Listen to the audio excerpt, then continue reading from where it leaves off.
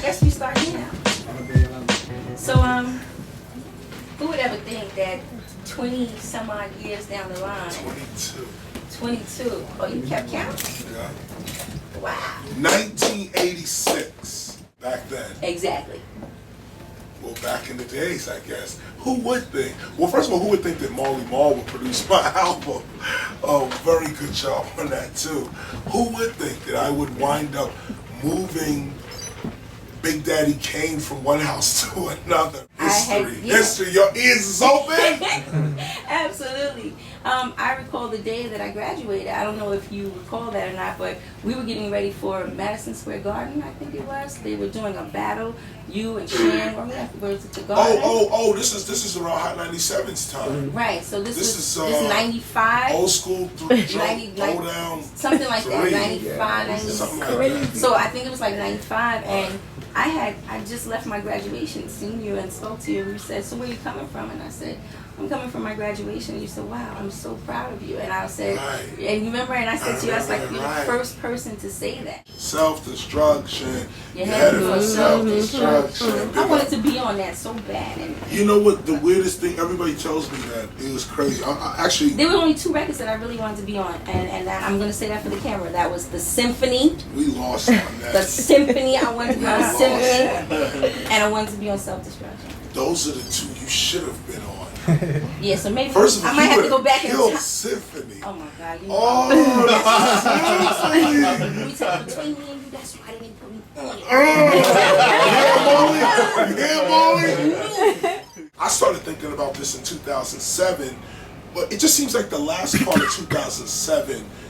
I mean, that was Gina 6, it was nooses on hanging on trees, swastikas on the synagogue door, churches it seemed burning. like we were really going mad. It seemed like violence was at its height. It was great. Virginia Tech. Absolutely. Sean Bell.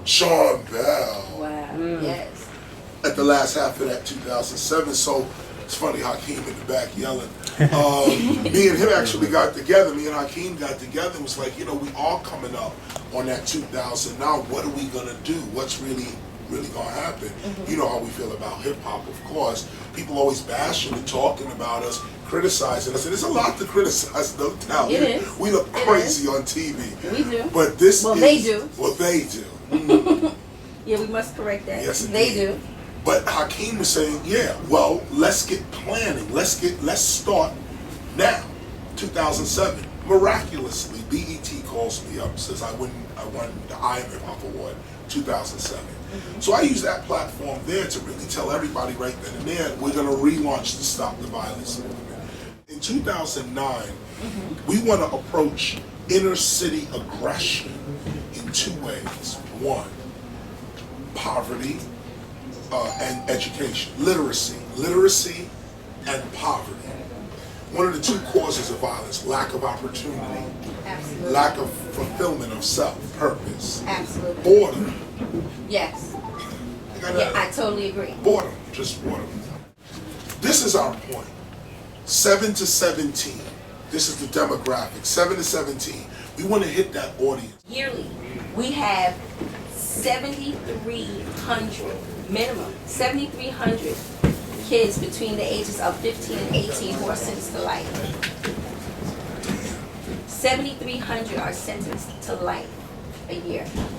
Wow. And I felt the need to do my part with that was I became a CASA. 7,300 are sentenced to life between the ages of 15 and 18. That's a lot of kids doing life. Yes, it is, doing life.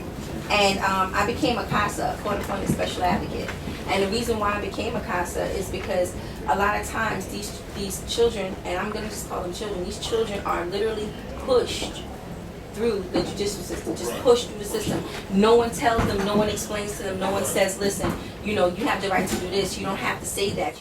We gotta change that. Yeah, but when I first heard that, you know, the Stop the Violence movement was definitely coming and participating with the ESP family, you know, and a lot of people tend to not understand that once we start to bond together, that there is so much strength in numbers. I wasn't happy with the idea that you changed the lyrics. To which lyrics? The lyrics to The Bridge Is Over. Oh, yes.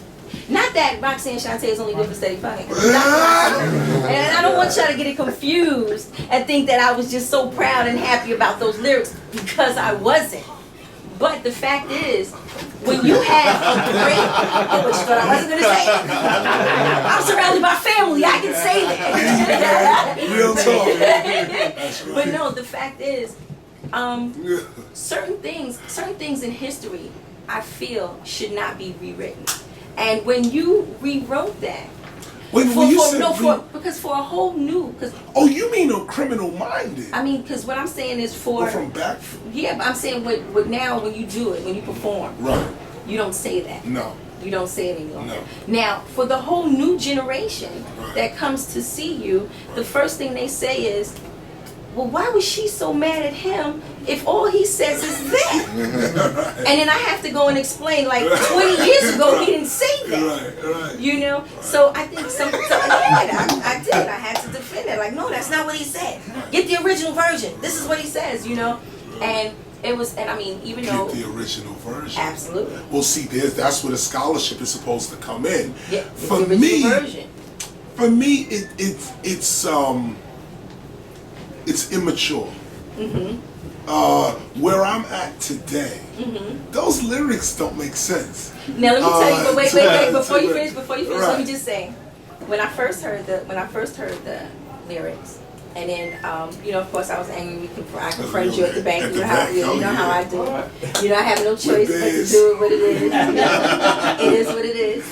You know, but also the fact was, when my sons finally had got old enough to, you know, listen, because it's you're part of history. Yeah. You know, I can't play hip hop in the house and not play it. You know, we can't listen. You know, you have to have criminal minded, and you have to do those things. And the fact is, when they was like, well, who was he talking about? That was like the first time I ever said, oh baby, that's the other Roxanne. That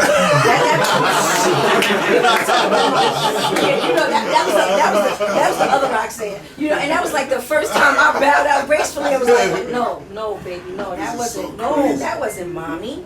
No, he was talking about the other Roxanne. Yeah, you know, and that was like the first time she ever came in handy. You know, 20 years is the first time she ever came in handy.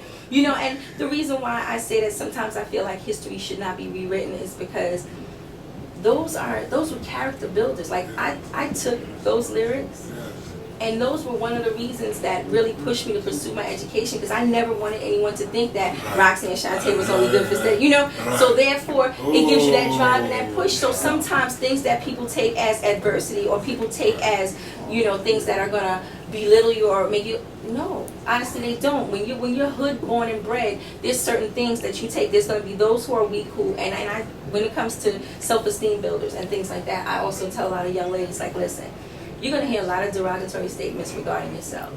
The catch is not to feed into them and to prove them wrong.